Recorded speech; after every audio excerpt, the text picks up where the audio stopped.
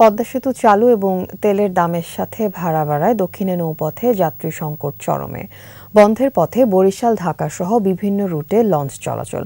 বেকার হবার শঙ্কায় সংশ্লিষ্ট নানা পেশার লাখো মানুষ। বরিশাল বিভাগীয় প্রধান সুখেন্দু এদবরের রিপোর্ট জানাচ্ছেন রত্না জামান। ওয়ালটন ফ্রিজ কিনে অনেকের মতো আপনিও হয়ে যেতে পারেন মিলেনিয়াল। সেরা পণ্যের সেরা অফার। স্বল্প খরচে নিরাপদে ভ্রমণ কিংবা পণ্য পরিবহনে দক্ষিণ অঞ্চলবাসীর পছন্দের শীর্ষে ছিল লঞ্চ যাত্রা। প্রথম, দ্বিতীয় শ্রেণী ও কেবিনের টিকিট ছিল যেন সোনার হরিণ। সাধারণ আসন, ডেক এবং ছাদও থাকত যাত্রীতে ঠাসা। এখন আর সেই অবস্থা নেই। পদ্মা সেতু চালুতে রাজধানীর সাথে সহজ হয়েছে দক্ষিণের ২১ জেলার যোগাযোগ।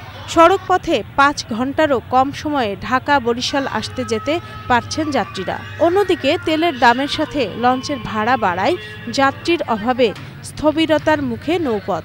বন্ধ হয়ে গেছে অনেক রুটও। এই পদ্মা সেতু হওয়ার আগে প্রতিদিন ঢাকা এবং বরিশাল উভয় প্রান্ত থেকে ৬-৭টি লঞ্চ আসা যাওয়া করত।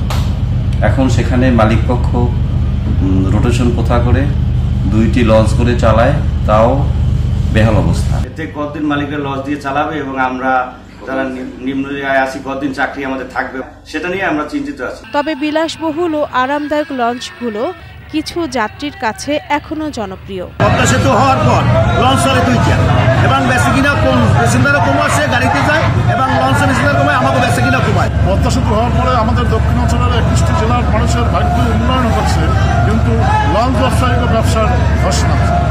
এই শিল্পকে টিকিয়ে রাখতে সরকারি উদ্যোগ চান লঞ্চ মালিকরা।